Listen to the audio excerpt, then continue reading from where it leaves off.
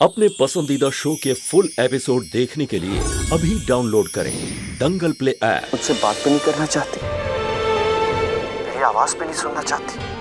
घर में सब लोग तुम्हारे बारे में तरह तरह की बातें कर रहे हैं और उनकी की हुई हर गलत बात मुझे तीर की तरह चुभ रही है, क्योंकि अब भी मुझे विश्वास है कि तुमने जो कुछ भी किया है उसके पीछे जरूर कोई ना कोई मजबूरी रही होगी। सुमन, तुम्हारी ये खामोशी मुझे पागल कर देगी। तुम्हें मेरे प्यार की कसम, प्लीज कुछ तो बोलो। कार्तिक जी, वो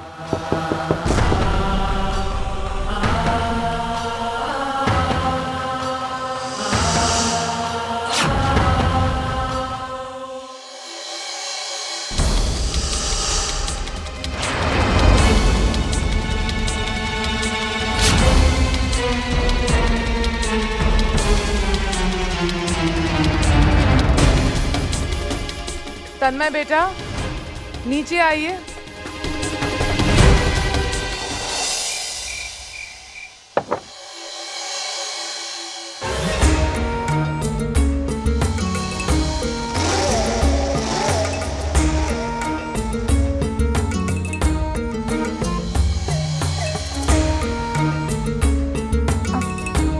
कार्तिक जी, आप जिस दर्द से गुजर रहे हैं उस दर्द का एहसास है हमें। घर में जो सब बातें कर रहे हैं सुमन के बारे में, उन पर तो हमारा विश्वास करने का बिल्कुल मन नहीं कर रहा।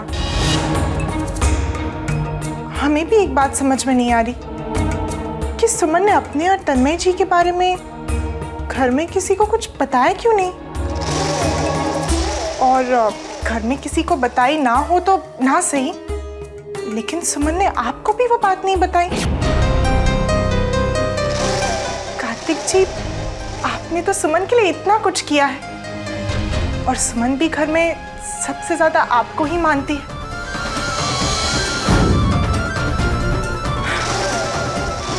पर क्या करें, किसके मन में क्या चल रहा है कैसे बता सकते हैं ना। अब देखिए ना, कोई किसी का कैसे भरोसा करे। अब कोई सोच भी नहीं सकता था कि सुमन अपने स्वार्थ के लिए सबके साथ इतना बड़ा विश्वास। बस कर। भरोसे और विश्वास की बातें तुम्हारे मुंह से अच्छी नहीं लगती, और दूसरों पर उंगली उठाने से पहले तुम एक बार अपने गिरबान में झांक कर देख लो।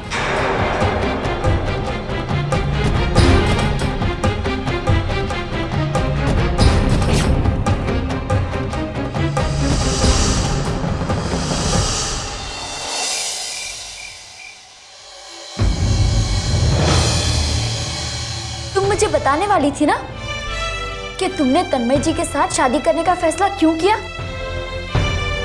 मैं सुनने के लिए बेचैन हूं, बताओ। तुम जानती हो तुम्हारा यह फैसला कितनी जिंदगियों के साथ खिलवाड़ कर सकता है।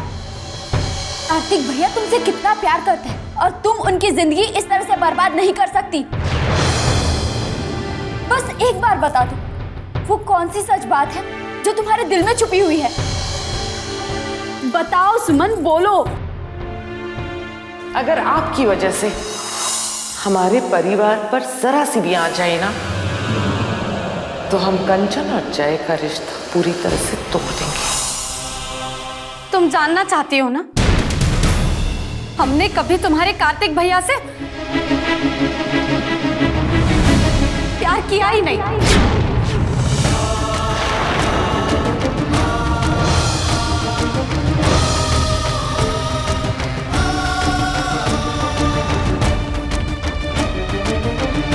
हम तो बस अपनी खुशियां ढूंढना चाहते थे, और जब हमने अपनी तरफ कार्तिक जी का झुकाव देखा तो हमने उन्हें रोका नहीं, क्योंकि हमें लगा कि वो खुशियां हमें उन्हीं के साथ मिल सकती। लेकिन तन्मय जी से मिलने के बाद सब कुछ बदल गया। हमें लगा कि हम और तन्मय जी एक दूसरे के लिए ही बने।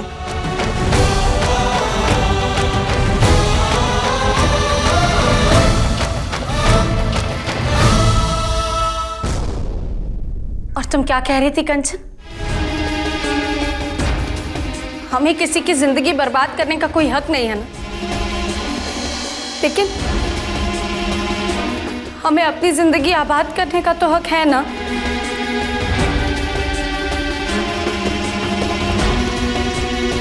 मैं नहीं जानती थी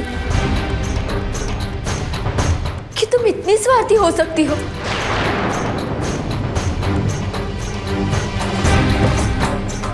लेकिन इसमें तुम्हारा कोई कसूर नहीं है, सारा दोष मेरा है। मैं ही बार बार भैया को तुम्हारे प्यार का एहसास दिलवाती रही।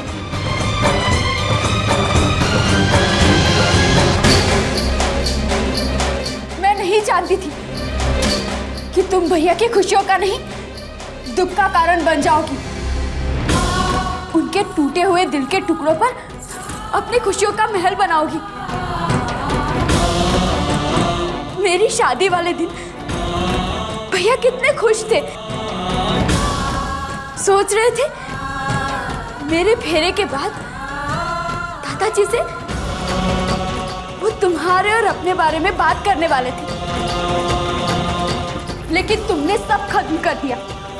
तुम्हारे स्वार्थ की आग में सब जलकर राख हो गया। मैं समझती थी, मैं तुम्हें अच्छी तरह से जानती हूँ। नहीं सुनो, नहीं, मैं गलत थी। बल्कि सच तो यह है कि मैं तुम्हें कभी पहचान ही नहीं पाई। याद रखना सुन, तुमने हम सबकी खुशियां छीनी है ना, तो तुम भी कभी खुश नहीं रह पाओगे।